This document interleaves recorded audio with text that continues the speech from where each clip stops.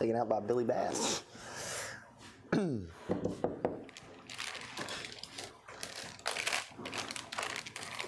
got some worms? Oh, no. I've already ate them, yeah. Yeah, right? So delicious.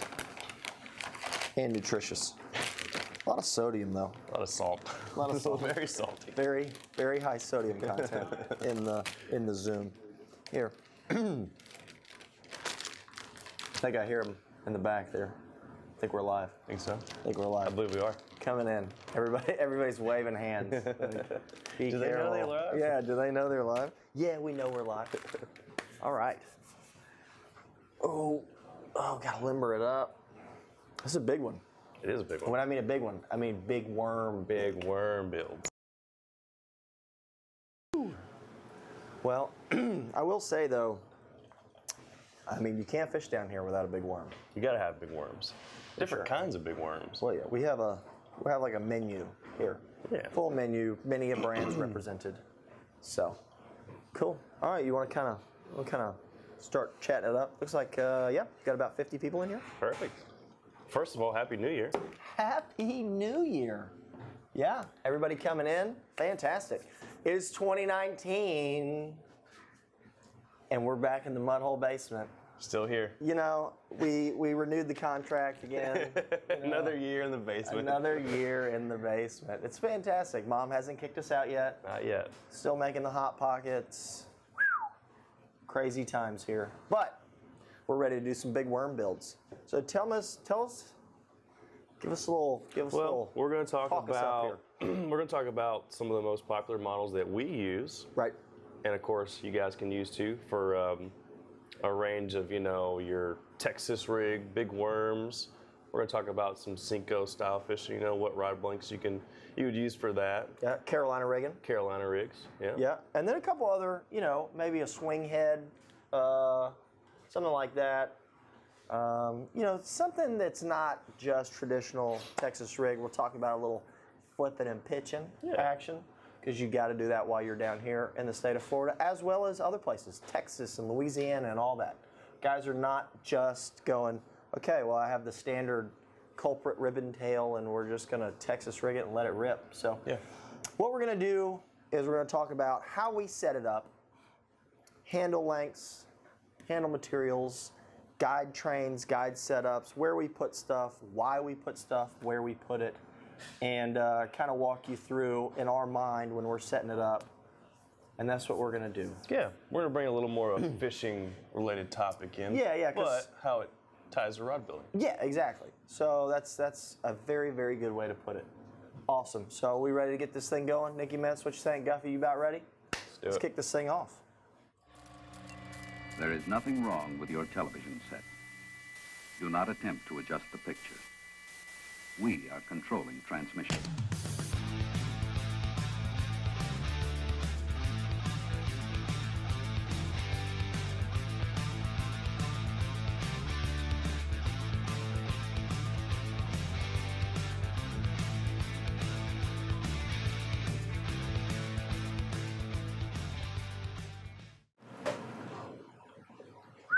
We are back. We're back. It's 2019. Nick's back there kicking monitors around, tripping over wires. Watch out, watch out. There he is. Cool.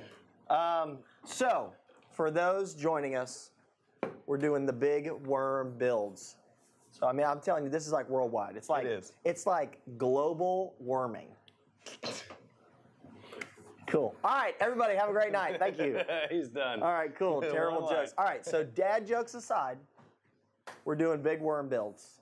And we're going to be doing some giveaways. We're going to be giving away a MHX Micro Guide Color NMB873 rod kit of your choice. Wow. So it will be very similar to this guy. I'll just do it real quick here. No zoom needed. That is the metallic red NMB873. Although it's not a micro guide kit, but we're going to tell you why I didn't choose a micro guide kit for that one. That's kind of what the basis of this show is going to be. Then Hunter is going to give away his favorite worm rod blank, and I'll give away my favorite worm rod blank. So It's gonna be big. We got some tackle out here on the deck.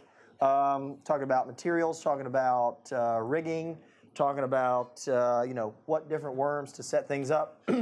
Because if there's one thing I like to throw other than a spook, I love to throw a worm. Absolutely. And you have to here in the state of Florida. So talk to us, Hunter. What you got? All right. Well, let's first start with we got 4 rods up here. Yep. We're going to talk about an NB873, an NB874. We're going to talk about an Elite-X NMB873.5, which is not a brand new model, but a very, very new model we got in last year. Yeah.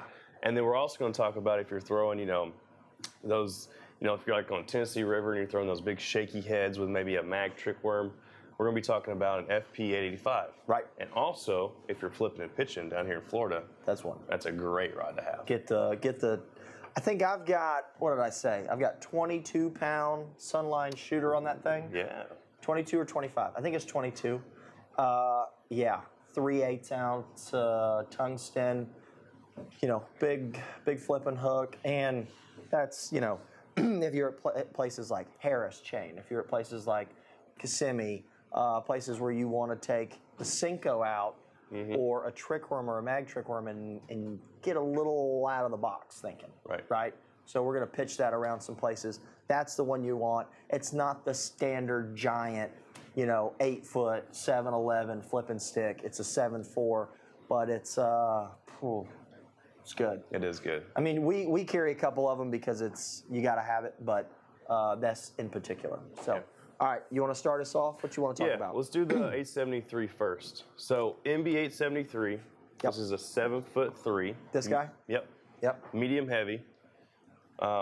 This is going to do everything, you know, let's say we're Texas rigging a worm, you know, maybe anywhere down head jigs.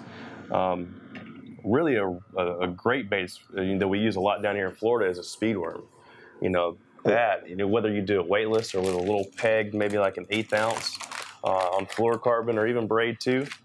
Now this is the smaller size. Zoom. That's what we're calling a speed worm. Yep, It's what, the Zoom Ultra speed Vibe? worm. Yeah. So technically that's a U-Vibe speed worm. So we just call it a speed worm.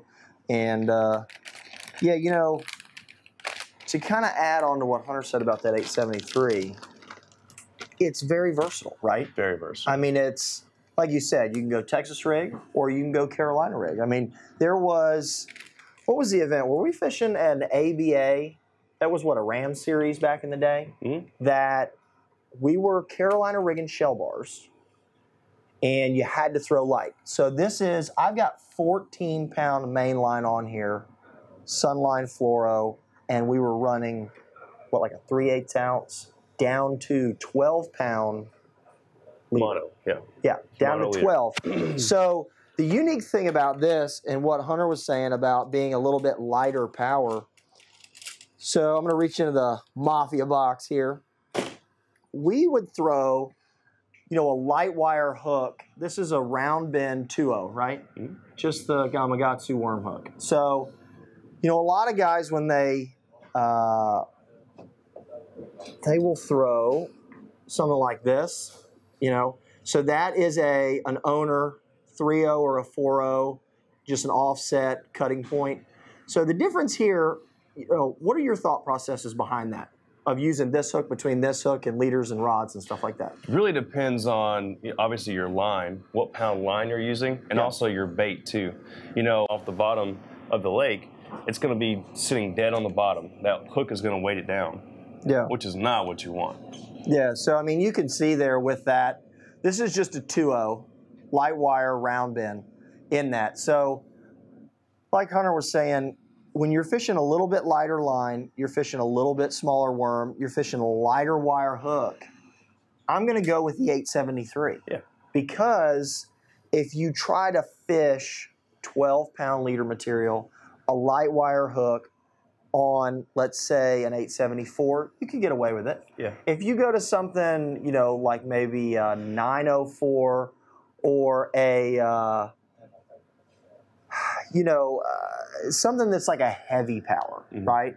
If you go to something that's like a heavy power, you're going to be breaking fish off. Talking about so 873. It's perfect for, we'll say, lighter, I guess, you know, light to medium applications for worming.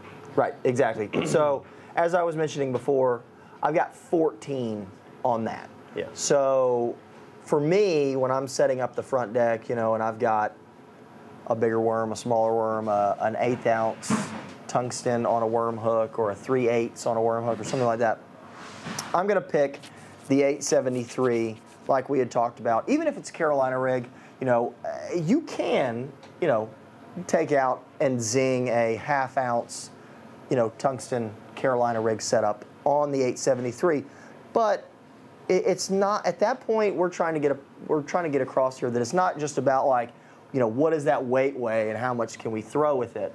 It's more, you know, how much can you feel? What kind of power does that rod have? If we're dealing with, you know, a standard Zoom trick worm with a 2/0 round bend lighter wire hook here, because the fish are, one, they're more finicky. Two, they want a little bit smaller profile bait. They want it in the current moving. You know, they don't want, some guys I've seen will run this big giant EWG style hook. Well, obviously, you know, putting it in a regular trick worm would be a little awkward. Plus, you don't want your worm to be sitting on the bottom for all occasions. Yeah. So you want this in the current. You know, down here we've got a chain of lakes, you know, Kissimmee, the Kissimmee chain, where each lake then has a lock and a spillway and stuff. So they start running water. So you're fishing moving water on shell bars. And you want this worm, obviously, to be up in the water column a little bit, moving around. Plus, if you're using a 12-pound leader, I can rear back with a NB874 or any other, a 7.6 heavy or something that guys really love to throw, and I can break 12-pound. Yeah, easily. Anything. With, you know, I mean, I think that day I caught one that was, what, 7.8. You caught one that was like 8.4. All on the 873, fishing a lighter hook, lighter line, smaller worm. And that's what did it. Yeah. You know, so there are days that you do have to do that. And if we were to rear back on an 8-pounder and hit her with an 874 with 12-pound, it would have broke her off like that. You know? Exactly. So that's just, you know, we're trying to work through why we build what we build. So. Exactly. Yeah. So if you were to step up to, let's say, you know, maybe we're going to throw like an old monster from Zoom, or, you know, a 7 or, you know, a 9 or a 10-inch, like a curly tail worm. Yeah. On maybe 3/8 to a 1/2 ounce weight. You know, maybe we're fishing in 25 foot of water. You know, you really got to get that worm down there with a lot of weight. That's when I'm going to step up to the 874, or even the 873.5 or 0.5 and the Elite-X. That's going to give you a lot more backbone, and of course you're probably going to be stepping up in the line category too. We're not using 12-pound anymore. We're using 14, 15, 16. This one's got 20. 20. Yep. You know, that's really where that blank is going to shine, and you're not so worried about, you know, popping that smaller diameter line as you would be with the, you know, if you were to, you know, be throwing 12-pound or so. Yeah, exactly. And you know, you're going to be fishing heavier cover. You know, you're not going to be pitching around, you know, big laydowns or in and around cypress stuff, or maybe you're just making really, really long casts on some deeper drop-offs and shell bars. That maybe be adjacent to, you know, some of that standing hydrilla that we have around here it's gnarly. It is. You know, you can't just put 12-pound in there and start pulling on it. Right. So talk to me a little bit about handle length. What are your thoughts on that? Based on length and material and stuff. Yeah, and one thing I want to hit on too as well is a lot of people are probably wondering why we went with 7.3 models versus probably 7-foot models. Sure. And for me, that really comes down to the little bit of extra length. Doesn't really give you, I would say, you know, like more torque on the fish or anything, but for me, it usually gives me a longer cast. You know, because I'm working with a longer blank, I'm able to get that. You know, I'm working with more line, obviously, and I can really get a longer cast out of it. Yep. For me, it's not really about leverage the fish. You know, a lot of people throw that word around a lot, which a longer blank really doesn't give you any leverage. If anything, a shorter blank would. Sure. But for me, it gives me a longer cast. So if you guys were wondering that, just throwing that out there. Back to your question on the handle length, though. Usually for a 7.3, my length from, you know, the back of the butt cap to the very back edge of the rear seat is generally going to be around, I'd say probably 10.5. Where do you usually put yours at? So, you know, I adjust it based on the length of the rod, you know, and I would say I'm at like 10.25 for a 7-footer, 10.5, 10 5/8 for a 7.2, 7.3. Right. And then I don't fish a lot of 7.6. You know, sometimes I feel like that for me to be accurate and to make proper casts and be efficient making so many casts, I feel like I can get it done with a 7.3 that I really don't have to lug around a 7.6. And then if I go to a flipping stick, I just go right to 11-inch, you know, handle span.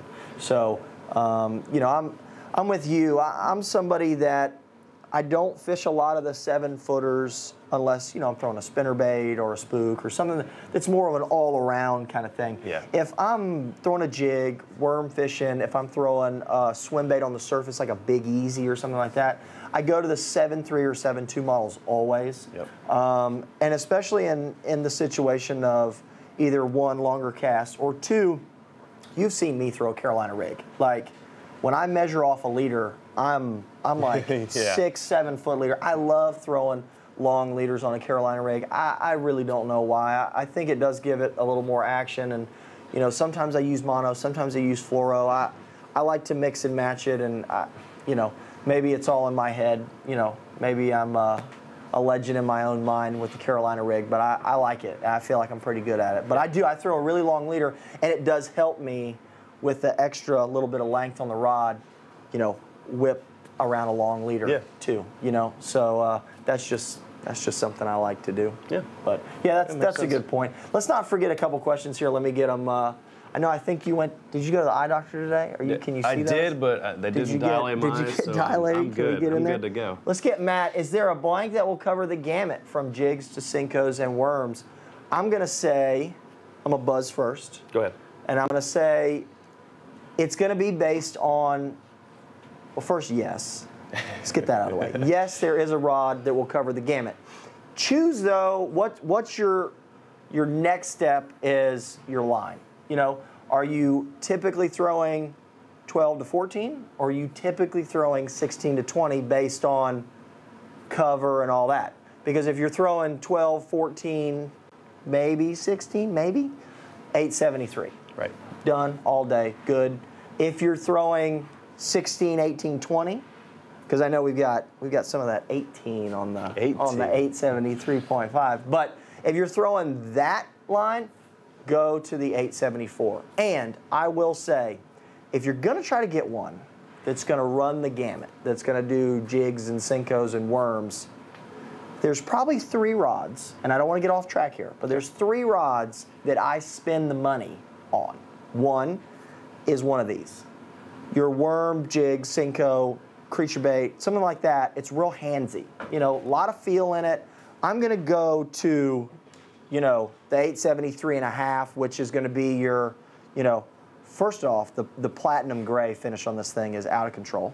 But I'm going to go to the Elite-X model. You know, it's lighter weight, it's more sensitive, it's got a higher modulus in it. That's the first rod I'm going to spend the money on. Right. If I'm throwing like, you know, a spinnerbait or a buzzbait or whatever, I'm just going standard NB843. It's a standby. Have a couple of them. You know, I'm not trying to, you know, say don't get the higher end stuff, but if we're balling on a budget and you're going to do worm, Senko, creature, you got to be real feel with it. Do the higher end stuff on first the worm rod / jig, Senko, whatever, if you want to do that. Second, flip and stick. That's another show. Third, drop shot, shaky head rod, another feely finesse. Outside of that, those 3 rods, if you're going to spend your money on those. So yeah, you can run the gamut, but Matt, choose how heavy you're going. And his follow-up, I think that's the same guy, right? Are you strictly fishing fluoro with these? Yeah, you know, we've moved to, as long as we're not throwing like just buzzing a speed worm through pads and Kissimmee grass, you know, that's another thing I spend money on is good fluorocarbon. You know, Absolutely. He and I both fish Sunline, and a number of the guys here fish it, and yeah, we can pull some fish away from docks and cover and all that, and we fish anything from, you know, I think we crank with what, 10 or 12. Yep. We throw an underspin on 12, and then we do worm fishing on 14, 16, 18, 20, and swim baits and stuff. So yeah, I mean, braid for flipping, unless I'm flipping with heavy fluoro, which is like 22, 25. And then, you know, top water, I'm throwing the pony on mono, throwing a buzz bait on braid or mono, things like that. So so it floats. But yeah, typically throwing all this stuff on fluoro. Yeah, anything that's going to like have bottom contact where you're getting it down, you know, right where the fish are, where, you know, they're really honed in, and it's not a reaction type of a bite, you got to go with fluoro. Yeah, I just have a lot of confidence in the fluoro that I use because, you know, I invest in good fluoro, so I trust it. What you got? Let's see, Jonathan. Guys, would you choose a different rod for throwing worms versus creature baits, or would you use/recommend the same blank? It can definitely be the same blank. Like we were talking, the 873 that we keep bringing up, you know, really you want to focus more on the weight that you're throwing. You know, obviously the plastic is going to weigh a little bit, but really it's that tungsten weight, or if you're throwing it on a jig head, you know, if you're putting a plastic on a jig head. Because like, there's the swing head. Yeah, right like there. a swing head, like a wobble head. This is probably like a 3/8. 3/8 to a half. To a half, yes. Yeah, that's a tungsten one, so that's about a half. Probably a half, yeah. Yeah. It's going to come down to the weight that jig head, that tungsten weight. Once you get that tuned in, you can put anything on this hook. You can put a Cinco, you can put a curly tail worm, you can put a creature bait. Yeah. You know, that part's endless. It really comes down to the weight that you're throwing it on. That would be my recommendation. Yeah, absolutely. And you would be shocked at how many 873 and 874s that we have in the boat at any given time, because it's, now granted, sometimes we have the Elite-X version of the 873, sometimes we just have the standard. But, you know, that 7.2 or 7.3, depending on if we're fishing an Elite Pro, you know, or if we're fishing the Elite-X, things like that, you know, it's all 7.2, 7.3, you know. William asked, do you use a weighted butt on the 7.3? No, we don't put weights in the butt. We don't use a weighted butt on any of these 7.3s. Some of the 7.6s you might need to. That's going to be based on, you know, what reel you're fishing. Some guys use, I know, you know, kind of back maybe what, 4 or 5 years ago when Abu came out with that MGX reel, and it was like a feather, didn't weigh anything. You know, it was kind of messing up a lot of balance stuff. But to me, I pay more attention to where my handle length is and what reel I'm using and stuff like that. I do have some old school Gen 2 Revos that are kind of worth their weight in gold, which is a lot because they're heavy, but I like them. And you know, even the Gen 3s that are here, I don't weight 873, 874, 843. None of those need to be weighted. Yeah, So. unless you're using, if you're going to like the FP series, FP 936 through the 7. Yeah, the flipping sticks. That's where you're going to need some weight in the butt, about an ounce, three-quarters minimum, about an ounce is what we usually do. But besides that, no weight needed. Cool. All right. You want to give away your favorite worm blank? Yeah, Let's sure. give something away. Let's go shopping. All right, so. What's your favorite worm My blank? favorite worm blank overall. Yep. You know, and this is going to be a Florida recommendation or a preference, a Florida preference. Hey, whatever. We got a winner right here. What's it going to be? All right, so first winner for my favorite worm rod blank is Ken. Oh, help me with this one. Trosclair? Trosclair? Sorry, Ken, if we messed up your name. Yeah. You're going to get my favorite worm rod blank, which is an NB874, hands down. Yeah. And that's because we are in Florida. Yeah. You know, we're like you said earlier, we're buzzing large speed worms over pads. Yep. We're fishing heavier cover. So for me, Right. I like to be a little bit on the heavier side. Right. Whether I'm using, you know, 16, 18 pound fluoro or even 40, 50 pound braid, that 874 is perfect. That's good. That is a good one for sure. Cool. All right. Jonathan, when you throw a leader that long, are you casting the knot through the guides? So, Jonathan, when I'm throwing a leader that long, I'm throwing it on a Carolina rig. which means you got a main line that comes down to a weight, a bead, a swivel, then a leader. So no, none of that gets up in that guide. But I still am throwing. Is that right, Guffey? Can we get? I said I still am throwing. No. Yeah. Okay. Still throwing? Yeah. How about we just? I'm still throwing. I'm still throwing. We'll just kind of hyphenate it, move it, use the southern thing. Got it. Still throwing. I'm still throwing a leader that long. 5.5, 6 feet. But no, that weight doesn't get inside of there because it's tungsten weight, bead, swivel, and then leader. So, that's kind of why I do that. So, David, can you cut down these rods for kayak use without a major change to the rod? We have so many MHX rod blanks that are from 6'6", 6'9", 6'10", 6'11", 7 foot, 7'2", 7'3", 7'6", 7'4". We got the gamut, man. So really, cutting any of these blanks down, you can, but err on the side of caution on how much you cut off. Right. Because there's really no reason to take 3 inches off of an 873 when you can just buy an 843. Right. Okay? So, yeah, there are times, and I know you do it because I've done it, take an 843, which is a 7-footer, and you cut a little bit off of it because that's a special rod blank. It's got a certain action, which is so good.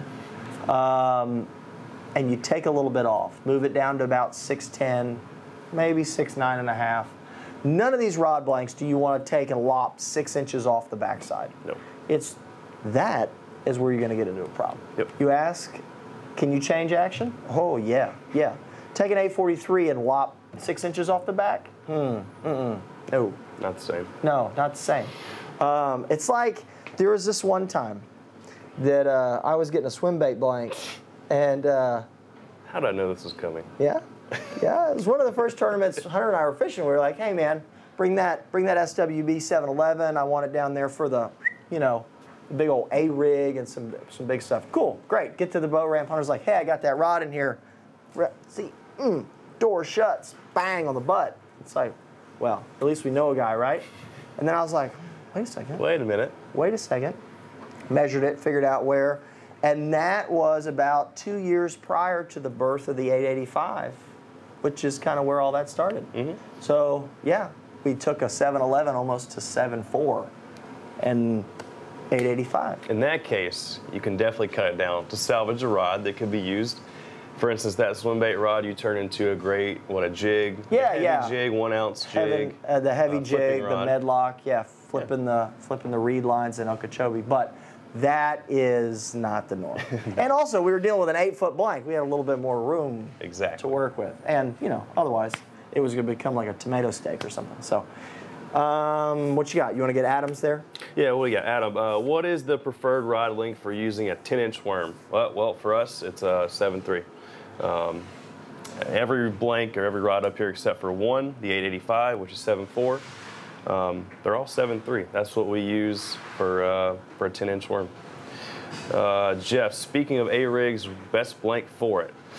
Okay. You know that blank well, yeah.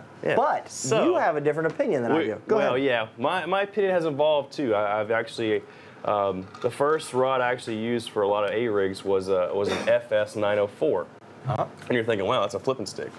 Well, it's a 7.6. For me, it's got kind of a mod fast action to it, so it's not too fast to where, you might, set the hook and miss a fish or two. Yeah. It loads up great. Now, I evolved from that one to the 885, the FP 885. Loved it. But actually, my recent favorite of the past couple of years or two is the FP 935. Right. So that's which came after the 885 because of the 936 and 937. So one reason I liked it was obviously longer, 7.9. It's it's, you know, for a 7.9 blank, it's very light. It like physical weight wise. So it's not like a flipping stick. It's like super heavy, and throwing an A-rig alone can be really tiresome. Yep. But it had great action to it, and being long, you know, I got even longer casts. Right. You know, cover more water. So yeah, that was my evolution of A-rig rods. Yeah. What do you got? Well, I tend to not throw the A-rig because you're good at it, so I throw something else, usually when we're fishing together. Yeah. But when I do throw the A-rig, I throw it on the old standby, the SWB 956. That's a good one. Which is a 711, and technically, obviously, it's a swim bait rod. SWB stands for swim bait. So 711, SWB 956, and I do, speaking of weighting butts, I do put a weighted butt in that. The reason is because you got this big chandelier of blades and swim baits and jig heads and stuff just causing all kinds of ruckus. I do put, there is a Pac Bay weighted butt, and I put a little, kind of put it all together, little weighted butt, nice trim ring on there. Yeah. What is that, the PBA? Something. I think it's PBAF2. I think so. You got it. Pac Bay, something. Yeah. Comes in Anodized. several different colors. Yeah. PBAF2, maybe. That's the weighted butt. The butt weighs 1.3 ounces, I think the last time that I weighed it. It's good. That's the one I like because it looks good. It's got the right amount of weight, especially for something 8 foot, you're chucking around A-rigs. So anyway, not to get off track here, but Mr. Webb, Ronnie Webb, what's the best tip for a worm rod, fast or moderately fast? So I like fast. Yeah. A standard mag bass type taper, fast action, good midsection, a lot of butt power. You know, there are times where, and this is going to segue into our next giveaway of my favorite worm blank. So there are times where, you know, fishing fluorocarbon, very little stretch.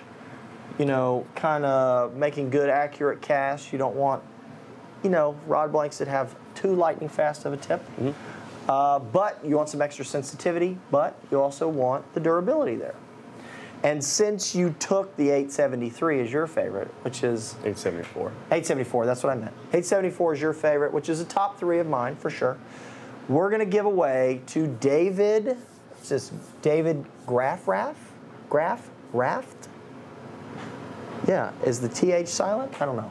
Anyway, David Rath, I think is how you say that. We're going to do one of the Elite Pros. We're going to do, what is it, NEPS? Okay. NEPS 86HF. Great blank. So 7.2, heavy, fast. Whew, I'm telling you, it's the deal. Comes in what, black satin? Satin black? Satin black. 86 HF in the NEPS series. It's the deal. Very lightweight, sensitive. It's got the new nano, what is it? The nano resin? Yeah, the nano resin in it, and increases the durability while keeping all that sensitivity that the EPSs are famous for. So David is going to get an NEPS 86 HF, because you know, I like to hook my guys up. Oh, you did. I hooked him up. That's a good model. That's it. Cool. I'll probably get in trouble, but we're good. We're good. Brian, can I use CRB Elite guides with braid? Absolutely. Yeah. We actually need to get a close-up real quick. We actually, I don't have the Elite guides up here, but I do have the LZRs. You mean these Elite guides? There we go. Look at that. I did get some. So whether you want to do the Elite guides. Well, these are open, so they must be going out to customers. Oh, I guess so. Somebody's going to get lucky. Yeah. We'll put it in a package. So we got the Elite guides, and then the new LZRs are, in my opinion, what you got? Even better. Yeah. The new LZRs are pretty bad. Because they also come in this cool Gunsmoke finish. If we can get real close up here. Something like that. Yeah? What you think, Guff? Yeah. He's giving us a really, really bad face. It's not easy, I know. Yeah, he's got it? So you can see the thinner ring on the one that Hunter's got and the cool Gunsmoke deal. Now, granted, these of the CRB guides, I'm using either one. Yeah. I'm using the Elites or the LZRs. But man, I've been throwing the LZRs a lot on, especially even in saltwater, on some of the redfish rods we've got. They're nice. So that kind of leads us into our next segment, I guess you could say. Yeah. Guide trains or guide selection. Yeah. So typically, we're either using CRB Elites or using the LZRs. Yep. Fuji Alkanite's a great option, Keep in mind we got spacing on the back. Spacing on the back for the CRB guide sets. Yep. So if you are concerned with, well, should I go with a 10 double footer or should I start with single foots? CRB guide sets comes with the guide spacing on the back. Yep. Sizes are picked out for you. All you gotta do is choose which color you want, black or chrome, and then choose length of your rod. Yep. And then, pick which ring you want, whether it's Elite, Standard, Performance. Done. You Absolutely. get this packaged. And the great thing about these, so on this one set, it's for 6.6 to 7.6, right? So we've got a 6.6, a 7, and a 7.6. But if you go on our website, underneath the resources tab, we have gone through and put 6.6, 6.9, 7, 7.2, 7.3, 7.6, so whereas we didn't have a whole lot of room on the back of the packaging here, but if you go to the resources tab, the guys will get that up on our website. That gives you guide spacing, winding check distances on all these blanks, things like that. That gives you all kinds of spacing. Yeah. All kinds of spacing from, 5, 6, 6 foot, and all those little weird in-betweens that we like to fish. So, yeah. So personally, and I know yours is very close, if not the exact same when it comes to guide sizing. Yep.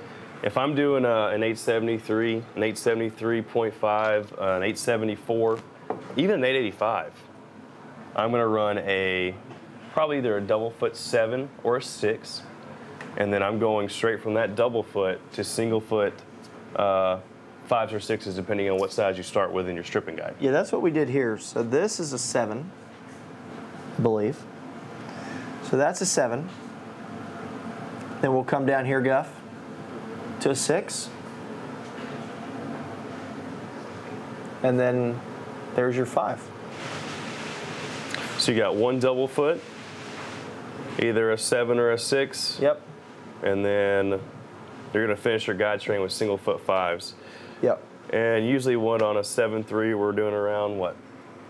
Depends on it depends on, is it a medium, is it a medium heavy, is Right. it whatever.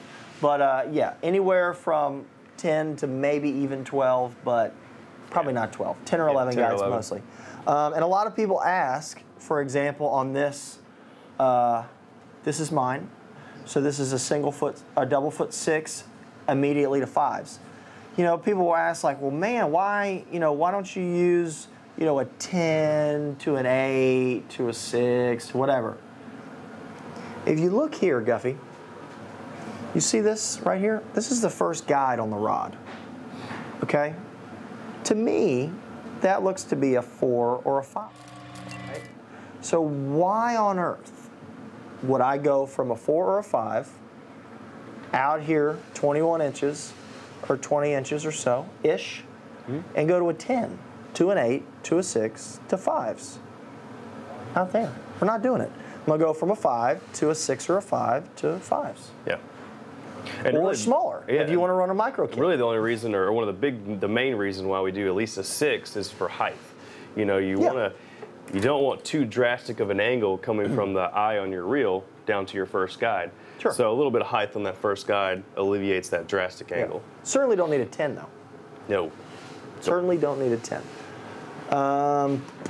So Jeff asks, is there any reason to not use an extra fast blank on flipping a creature bait around laydown stumps and docks? Yeah. Yeah, there's one reason. You're asking for a lot of trouble. Yeah, a lot of trouble. So when you look at an extra fast, now let's keep in mind too, not all manufacturers extra fast are truly extra fast. We run into that in here all the time. We usually, when we get blanks and we're designing blanks, Todd, Bob, everybody in here, we're starting to think about different sizes. We're starting to think about different actions. Okay, we're actually going to do an extra fast blank. which is going to mean that it's going to flex in the upper 1/8, right? I'd say probably the first 6 to 10 inches at most of the tip. Yeah. Flex way out in the tip, like way out in the tip. So what ends up happening is, and this has happened a number of times from different manufacturers, our buddy comes in, he's like, hey man, I really want this extra fast, blah, blah, blah, whatever. And I'm like, well, who is it? Bring the rod in, let's take a look at it. We'll get the rod, it says extra fast on there.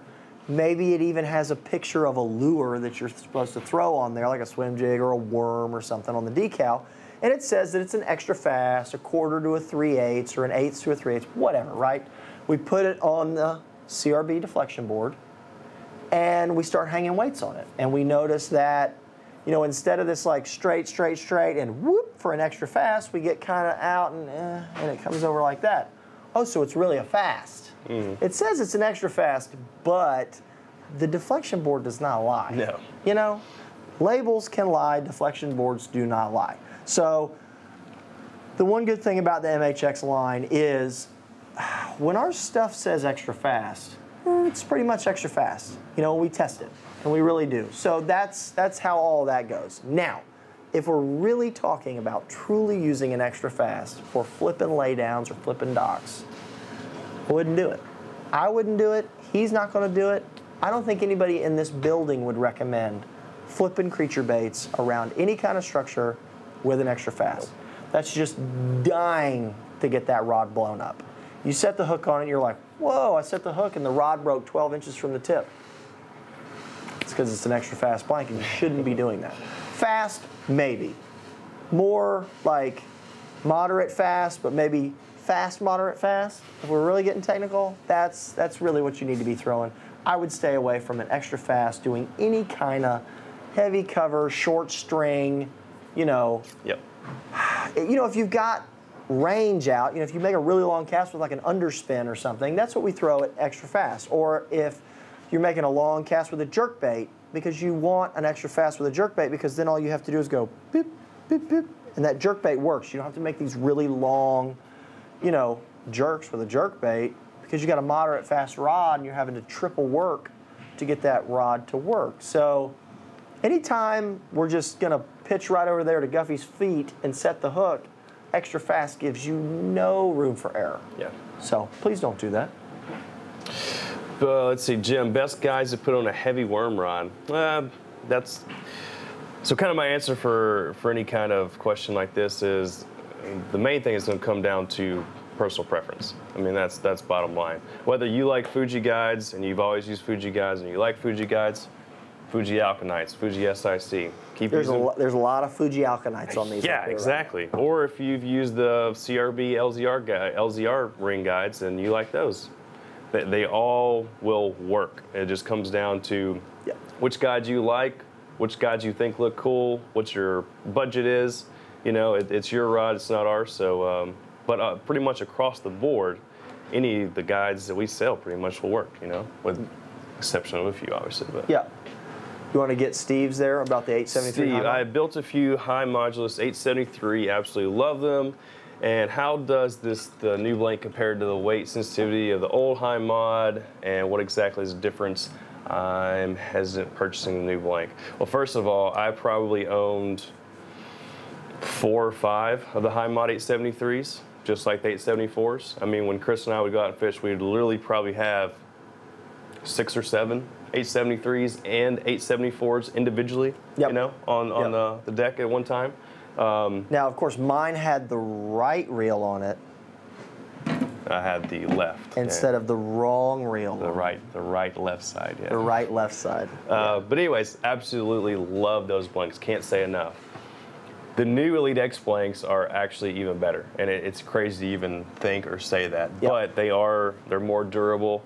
They are lighter, not only in physical weight, but you know, they're even more sensitive.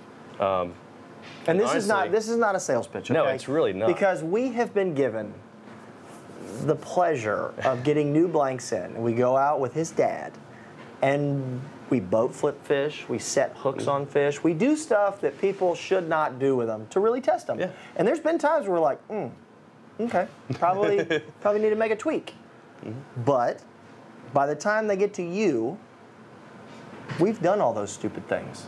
So I think that's why, I think there's a lot to be said with that, with the original high mod 873s that you dealt with. I didn't personally have as much to do with those because I was not here at that time, but certainly your dad did, and Todd and all those guys here, and they did the same thing. And that's also why we have, people like Bradley Roy and Brandon Lester on our pro team. They're the best of the best, So we give it to them. They beat on them a little bit. We get some feedback, and they say, that's the same. It's not the same. I don't like it. I broke it. And we figure out why. Yep. So. Steve, don't be hesitant. Just, you got to try it out. Honestly, it's even better. I know it's even hard to imagine because I barely even like saying it. And really, I like those old, the original and the Gen 2 models. Well, you were laughing at mine up here. I've got an 874 high mod before we even had decals for them. Yeah. And it's just me with my terrible handwriting, kind of scribbled 874 with a paint pen. My mom was always like, man, you should be a doctor because of your handwriting, not because of your grades. So that's why I'm in the fishing industry. It's fantastic. But yeah, so really, what's the difference? We put nano resin in them. Yeah. We use the same mandrels. All we did was add a little bit of durability and a little extra sensitivity to the same blank. We didn't take them, strip them down, and completely do everything different. So you're gonna like it. Like you mentioned earlier, this awesome new color. This is platinum gray. Platinum gray. Platinum gray. That's just sharp. So sharp.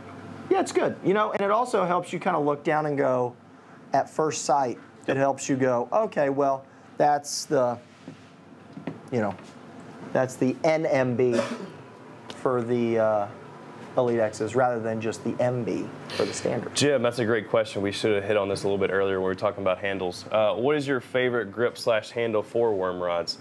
Kind of across the board, and I'm not just talking about for worm rods, I'm talking about for all of my rods, is Winn grips.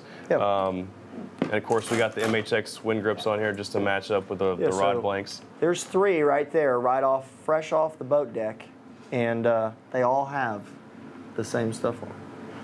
It's hard to beat the Winn grips. EVA is great. It's gonna wear down over time. These Winn grips are very durable. And of course, down here in Florida, it rains a lot. Your grips kind of get wet, and the Winn grips stay a little bit tacky, so it gives you a better feel. Another personal preference thing for me. If you're a cork guy, then stick with cork. Yeah. See how cool they look too? They're pretty bad to the bone. They are. Granted, the good thing too is if you want to get away from the MHX branded Winn grips, we obviously carry a full line of the standard Winn stuff in different colors. You know, if you want it in a purple or a blue or a black or a camo or something like that, we've got all that. So yeah, we're big fans of the Winn stuff. I think we had, and that's right, they also come in 2 colors. So let me show you the difference. Whoa. Show you the difference. So we've got the all black right here, and then we also have the original with the green there. And as a side note, just a little insider knowledge here, the thread that matches the green in there, you can use 501 or 507. I think it's what, kiwi and pea soup? Sounds right. I know, right? Very, very nice names. But 501, 507, and Color Fast, if that's what you want. The Pro Wrap Color Fast, 501, 507. Bang. Really pops, really looks good. And of course, you'll see all these rods up here do have split grips, which we're a big fan of. I know there's a lot of guys out there that love full-length grips still, especially on, say, your cranking rod or your Carolina rig. Like if you have a rod that's solely dedicated to being a Carolina rig and you're doing those, sweeping hook sets and you really want to, sometimes you're burying that rod into your side. Well, if you have that full grip, that grip's gonna go right in your side and you don't have, part of the blank, going into your ribs every time. Sure. So you can do cork, you can do EVA, and Winn grips, or Winn actually has a full length grip out. They do. That they came out with into last year. Yep. I believe they sell an 8 and a 10, or an 8.5 and a 10.5, something like that. Yeah. Also great options too. Yeah, because, I mean, like you said, with the full-length grip, sometimes it is, if you're making a big, long cast, and then you're also dragging it on a shell bar or over a rock or over whatever, sometimes it's nice to have a full-length grip laid across your forearm. Yep. And, it feels right sometimes, I don't have a truly just pure dedicated Carolina rig rod, but it is a great thought. We did have one of our friends that fishes the FLW Tour kind of bring that to light with us, and he told us why he likes full-length cork and stuff like that. So, I'm just, and I know, are big Winn grip fans. So we stay with our MHX Winn grips just because every time you grab any rod, it just feels the same every time. It does. So it just really helps. Consistency is very key. Consistency is key. Uh-oh. Mark feels it. Mark knows our disagreement on reel sets. I think this is one of the only things we really disagree on when it comes to rod building. Yeah. Reel seats. Yeah. I'll give you this one since I know you like it. I'm never going to. There it is, ladies and gentlemen. The best one. There it is. The ECSM from Fuji. Take it to the bank. Bet on it twice, especially on Sunday. It's the exposed seat from Fuji. Never going to convince me. I know. Because this is the best one. ACSM. Silly talk. It's millennials talking there. If you really want to get fancy. Which these are bad to the bone. They are, because I will say I like these a lot. You can put the insert in there. And so this is the what's that one? Red. This is the red version. I think we got blue, regular black, silver maybe. There's CRB's got a version, Fuji's got a version. Yeah. A couple different color options. And that's the G. This is the GEC 3 from CRB. Yeah. You can also get this with a different hood option to where you can actually put like a quick lock hood on top of it, which is really, really nice. Get rid of those threads. But just a cool seat. They did a great job there. When Brooke brought those in, that was like... Those are sharp. Those are sharp. So yeah, ECSM is the deal. If not, that the GEC series, because there's a GEC 2 and a 3. And a 3. They have kind of a little bit similar but different cutouts. Those are pretty sweet, for sure. But that's the real seat question. Thanks, Mark, for bringing that up. So I guess we didn't answer his why part of that. But for me, if you want to just do it real quick, for me, the way I hold a reel, I usually hold it incorrectly. The correct way, for me at least, which is I put my pinky behind or below the trigger, and then my fingers just kind of fit into those notches, if you guys can see that there, just like that. So if you're a guy, maybe like Chris, that holds it incorrectly and maybe puts a few fingers towards the back, which is that what you do? How do you hold it? No, I'm still that guy. Yeah, are you? I'm still one pinky back, to be proper. One pinky back. But see, I don't like to be told. I don't like to be told where my fingers are supposed to sit. Okay. So when you have that kind of double trigger vibe there, you're being told that you have to follow that. I don't like to be told. You're a rule breaker. I'm a rule breaker. That's it, I don't want that. So anyway. Don't tell me what to do. Don't tell me what to do. So anyway, that's why I choose the ECSM, Mark, and you should too. This message brought to you by... Yeah, this message is approved by Chris Adams. All right, so Dave O'Brien. Hey guys, are there many rod builders using spiral wraps on heavy worm rods? I wouldn't say many. There are definitely some. We've had this, not debate, but this conversation. I can't remember what show it was, but I know we talked about it. Oh, it was the offshore. Static deflection and offshore. Yeah, offshore. Yeah. So personally, I think Chris will agree with me. Spiral wraps, acid wraps, whatever you want to call them, are not as effective, or you might not notice the results as much on, let's say, a heavy worm rod or like a, just a regular bass rod as you would, we'll say, like a musky rod or a heavy offshore rod. Right. The results just aren't going to be there. They might be there. They might be kind of minuscule. You might not notice them as much because your rod is really not moving side to side or torquing as much as it would be with a heavier, rod. Right. So here's my thought on this deal. Okay. I think they look cool at times, I know builders are doing it. I know that there's a sales pitch behind it. Yeah. For me, personally, when you and I used to fish hours and hours and hours and shoot GoPro video and do all that, we have been through this, right? We've been through the guide placement and the spiral thing and all of that.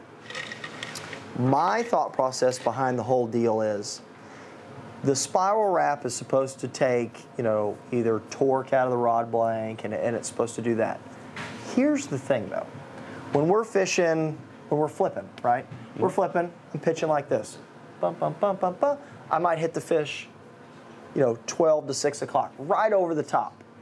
Okay, that would make sense for a spiral wrap. It's going to go 12 to 6 right over the top. Have you seen me throw an underspin? Yeah. Throw an underspin, bomb it out there, and I'm reeling. And typically, I'm at about like a 2 o'clock, rods down. Fishing like this, trolling motors here, I'm looking at the graph. Got it. Yep. I'm reeling it, okay? Rods down, line is out that way, not straight at me. I'm not reeling it like this right over top. Cranking it, fish eats it, and I reel into it and sweep into him. Sometimes I even sidestep off camera. Oh, yeah. I'm now off the axis of where this whole spiral wrap deal is going to be. So it doesn't pertain to me at that point. Yeah. So I'm not going to build it. It's really has no, it's got no need in that point, right? So yeah, I get where maybe there's times where you need it. I get that. But for all the times and all the hours and hours and hours of video that I've watched him fish and he's watched me fish and GoPros, and then we're throwing this, and then we're setting the hook here, and then we're, you know, you're never setting it 12 to 6, and that's the problem. That's what, for me personally, is going to take away from the spiral wrap deal. So again, it's custom rod building. It's not wrong. None of that's never wrong. But for me, I'm not going to spiral wrap it. And That's a good point. that's just why. So, what you think? Jeremy? Jeremy, are underwraps on the guides gonna make your worm rod too heavy? Probably not too heavy. Are they necessary? No. No. No, especially since you're really gonna only have, I mean, unless you really want to do an underwrap under the single foot guides. Yeah, you're only going to have a under the double footer. Yeah. I mean, you could do it for looks. Just remember to do it with the right sizing, because we've talked about this before. Either put A down and then put finish over it, and then put A down again, or if you want to put A down first and then put D over the top, that's great. Just don't put the thicker size thread on the bottom first, because what will happen is that thinner thread will then get in between the thicker thread. So if you're going to do it, put a little bit down, put some finish on it, put the thread back over the top, you're good. Yeah. That's all you got to really worry about. Not a whole lot of weight or like, we're not saying don't do it. If you really want to do it for looks, yeah, probably be pretty cool. But see, we run so many single foot runners. I don't, you know. If you look at these rods, and of course you guys can't see it up close, but these are very minimalistic rods. These are built for performance, and of course these are our personal rods. You know, a lot of people out there love to get, you know, a little more fancy and custom and put some nice decals and thread work, and all that's awesome. For us, it's definitely about performance. We are, the less thread, the better. Yeah. I mean, you'll notice on some of these rods that are up here, Chris's thread wraps are literally a 1/16 of an inch, if that, past the edge of the guide foot. Usually I have like 2-3 turns. Just enough to secure the thread, and then you're up on the guide foot. Yeah, there's just no reason to have, you know, unless you're doing it for looks or some trim bands or stuff. But I mean, really, this red one with this red thread is about as fancy as you're going to see me get. Usually you're going to see slate blanks with black thread. Yep. And we just let it roll. We put the least amount of finish with the least amount of thread with the lightest stuff. That's why we don't run foregrips. That's another good point. This one is kind of unique. So this has, that has the Fuji snap-in WCS. So this is just the ECSM, the correct reel seat to run, with the WCS there. Or you'll notice I've got a TWC, the cone in front here. No foregrip. You know, I'm a non-foregrip kind of guy, and I know you don't run any foregrips. So that's the TWC. The WCS snaps in there if you want to use it as well. But again, just light, minimalist. I run the drop shot hook keeper there on top, and you know, short wraps all the way up it. And we use, for finish, we use the, you know, the Pro Coat's technically a medium build, but I can put it on pretty light. So I like putting it on pretty light. So I do want to show real quick why we use and where we put our hook keepers. Because for worm builds, it's like, yeah, you know, it's going to save you some baits. So for one, you know, we showed the wobble head, the, what's the other word for it? Swing head. The swing head. So say you rig up your worm here. Now this worm's probably a little bit too big for this hook, but we're just going to make it work real quick. Get the old monster in there. Of course. So say you got your Texas rig or your wobble head, your swing head rigged up here. I'm going to do this, rig it weedless, right? Spin hook, yeah. Yeah, so that's not too bad at all. Now say you're done fishing and you're like, well, dang, I don't want to pull this hook out of the worm because it might mess it up, right? Yeah, you're tearing plastic. So our handy, now this is actually a CRB. I'll fold this up just a little bit. This is a CRB. It's the Arrow. This is the Arrow drop shot hook keeper. So all I'll do is, see if we got enough line here, pop that guy in there, and now you're ready to go. You can store your rod back in the locker. Your worm is secure on there. It's not gonna mess up the plastic. And then when you pull out next time you go fishing, all you do is take it off. Go down. You're good to go. Ready to rock. You're not wasting a worm by, you know, throwing it to the bottom of the boat after it's done. Yeah. Because some of these worms, as soft as they are, you know, you take it out of that plastic one time and it's done. Yeah, and we all know how expensive Senkos are. Yeah. I mean, if you get the true Yamamoto Senko, it's not cheap. So the last thing I want to do is be tearing up. And thank you for not using a Senko for that demonstration. You're welcome. But yeah, I mean, you'll see, you know, like I was holding up mine earlier, I've got the old, those are the DSHK. That's the old drop shot hook keeper. These are kind of the precursor to the CRB Arrows. I really like the CRB Arrows because they have a little bit more room. They've got a little bit more gap here. So if for whatever reason you want to put the hook into the kind of the opening there, you've got a little more room to play with. Plus, you can also use it just like I use the drop shot keeper there and just slide it right under there. So those are the DSHKs, the older builds, and these new Arrows are what we're using on, you know, this is the new NMB. And then if you're using, you know, really, really large, we'll say like 7, 8, even maybe like a 9/0 hook on these giant, you know, 14-inch worms, the CRB XL drop shot hook keeper. Oh, that's right. We can get that one in there. It's just got a little bit larger profile. It lets you get those heavy gauge hooks underneath the keeper. Yeah. Whereas, you know, the original drop shot hook keeper is going to be a little bit too small for that. Yeah. Yeah, and you can tell the difference. No, just the option there. So somebody asked what we're drinking. You guys know. Got to stay hydrated. Yeah. It's the state of Florida. Pure filtered water on ice. That's it. That's all we have. Always. Hot under the lights. Got to stay hydrated. That's right. Ready to rock. All right. So, Mark. Oh, yeah. Here we go. Mark. Where to place the hook keeper. This is a good one. So this is another thing too that we agree on, positioning. So usually I go, I'm going to use this one actually. Yeah. I'm going to be in front of our tapered winding check by about, we'll say, what's that, an inch? Thumb length. Thumb width. That's what you use. Thumb width. I There just you go. Boom. Boom. Like that. So the width of your thumb. Place it on the rod blank, tape your hook keeper on. And that's where it's done. That's where it goes. Yep. Now, why do you do that? Well, I put it there because I hated everywhere else, right? So some rod blanks, you get it down here. I have never understood why it's down here because this ends up in the side of your body. It's down on your grip. It's just, I don't like it down here. Yeah. Right? It hangs up on stuff. That's no good. Underneath, I don't like it underneath because sometimes your hand gets underneath here a little bit, depending on, you know, if you've got bigger hands, longer fingers, depending on where you hold it, your hands are underneath. I don't want my hands on the hook keeper. I'm never fishing where my finger is directly on top of the blank, and you have a really, also, if it's on the side, sometimes if it's on the side and you're flipping, right?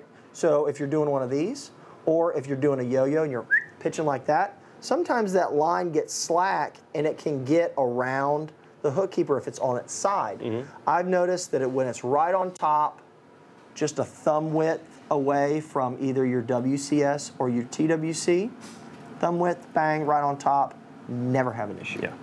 And of course, you can go a little bit farther out if you wanted to, especially if you're dealing with bigger baits. Yeah. You know, if you want to keep it a little bit away from that that foregrip or that TWC winding check. Right. But I like your idea. I like to keep it pretty close. I like it pretty close because, you know, the gap here between your line and your rod blank is big here. Also, if you're running like the MHX rod sleeves down here, if you do, let's say you've got a crankbait here, or you've got, you know, Devil's Horse, the Pony, you got something like that, and you've got treble hooks on your blank, when you run your sock down, you know, typically not all the socks come down to the reel. They'll usually stop up in here somewhere, and if you run it too high, you know, your gap between your line and your blank gets a little too tight, plus it'll start to get into your treble hooks for whatever reason. But kind of minimizes the tangles. So yeah, you can see all rod blanks have the exact same area there. So, all right, you want to give away the final, I guess, is this the grand prize? This is the grand prize. It's the grand prize because we're doing the micro rod kit. It's an NMB873. Yep. And it's a color series. Is that right, Guffey? All right. So, Chad Allen is the big winner. Chad Allen. Chad Allen tonight.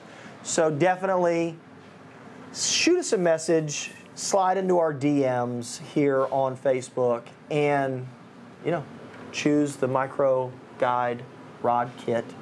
NMB873, you got some different choices in there. I think colors of blank, colors of components. Do what? There's a link in the event. Yeah. We got a link in the event that's going to take you right to it. So, yeah, that's what we're going to do for you there. And I think, too, let's make a note of this. I want to make sure for all three winners, we've got David Rath is going to win my NEPS 86HF. Ken Trosclair is going to win his at an NMB874. And then Chad Allen is winning the kit. He's the big winner. We're also going to give them the new MHX rod sleeves. Nice. So we need to make sure, protect that investment, and the new rod sleeves are sweet. They are. So very nice. They're very, very nice. So we're going to make sure, guys, let's make a note that we put in the casting sleeves that match each one of those. And they'll just be like a little extra something. And they're sweet. Awesome. They're the deal, for sure. Very cool. So, cool. Any last minute questions? Is that last minute questions? Where are we at? Woo, man. Good show. Another great show. Good show. Another great show. A lot of great questions, guys. Yeah, we love the questions. It certainly helps, you know, the people that are maybe new to it.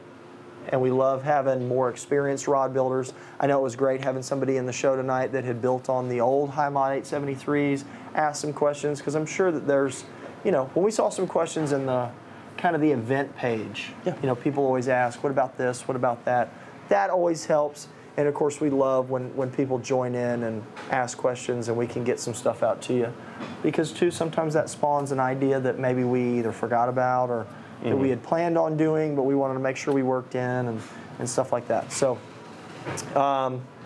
also, it's 2019. Oh, big news. The new catalogs are on their way. Now that Santa has done delivering gifts, we hired him. It's amazing how cheap he works in January. It's fantastic. So he's slinging catalogs into your mailbox. We'll be there very, very soon. Let's get this question here real quick because we need to make sure we get the resources page up. Take that question away. Yeah, so Matt, great question. How do you determine what size reel seat you need for an exposed seat? So, for both reel seats that Chris and I were talking about, these come in half size millimeter inside diameters. Yes. And they also come in a 16 or a 17 size option. So we basically, standard, we use a 16 size. And which is a then body size. a body size. Yep. Now, to determine your inside diameter, you're going to need to know where that reel seat is going to fall or be placed on your rod blank. Yep. Where it comes to, we'll say we're doing a 10.5-inch rear grip, You need to know where that reel seat falls. You need to you need to measure the outside diameter of that rod blank. Now, I'm sure you're thinking like, well, if I don't have the rod blank, how? Well, how can I figure that out? Exactly. So our resources tab, I believe, what's the I think it's increments? It's every 2 inches. Every 2 inches? From the butt to like 20 or 24 inches up that rod blank. Okay. And what it's designed to do, we call it outer diameters for reel seats and winding checks. Gotcha. Because not only do people want to measure, to the reel seats, but we also have guys that are doing foregrips within winding checks on the outside of those. And you can also use those measurements because some of our EVA grips especially, come in a 250, a 375, and a 500. So depending on what rod blank you're doing, there's really no reason to buy an EVA grip, let's say, that has a 250 inner diameter when you can buy one that's a 375 or a 500 if it'll fit correctly. Right. So again, where we mentioned on the resources tab, that's a huge resource. Yeah. So for the outer diameters of the blanks for reel seats, winding checks, that's the way to go. That's how you figure it out. And of course, Kenneth, you can always call in and talk to one of the sales reps up front. The guys and girls up there will certainly check that out. Kenneth Sykes, when is the next one? The next one is January 29th at 6:30 Eastern, and we're doing rod repair. Great show. Always a good one. We've done that one before. We will have a couple new things to talk about. Yeah. But it's always, it doesn't matter if you're a first-time rod builder or experienced rod builder. Everybody's had some type of a disaster, so to speak, happen with their rod building or a rod they fish with. It could be a dog chewed your cork up. It could be you stepped on a rod blank. It could be, or it could just be that maybe whatever grip you have on there is worn out and we need to replace that grip. So we'll go through all of that. Oh yeah, Tim, that's a good point. The spawn is coming around the corner for specs. We call them specs sometimes here, but we also call them crappie. Yeah. So love a show about ultralights. That is certainly in the works because at the end of 2018, we did an ice show, touched on some saltwater stuff. Now we're doing a big worm show. Probably going to do a finesse show. Finesse, And then we'll also talk about ultralights and crappie. I know we got Greg here in the building who is a big ultralight guy. So he will not hesitate to help us talk about ultralights. So that is a great one. So anyway, what do you think? I think it's going to wrap it up. I think that's going to wrap it up. New catalogs in the mail, free shipping, as always, on blanks that are 8 feet and under when you spend over $99. Can't beat it. No, you cannot beat it. People try to copy it, but you can't copy it, and you can't beat it. So also get in that clearance section. We constantly sneak some little bits and pieces in there. There's some reel seats, there's some blanks in that clearance section. Join us again, what do we say? 29th. 29th of January, 6:30 Eastern in the Mudhole Basement. We're going to be talking rod repair. Big shout out to the winners, David, Ken, and Chad. Make sure you slide in the DMs there and get us your info so we can get you that stuff out. And as always, thanks everybody for watching. Hopefully we touched on something that helped you guys out. Yeah. So, if there's any suggestions, shoot us a shout. call us, email us. Yeah, for sure. Just let us know. Till next time. Till next time. That's Hunter McCamey, and I'm Chris Adams. Thank you for joining us. Facebook Live.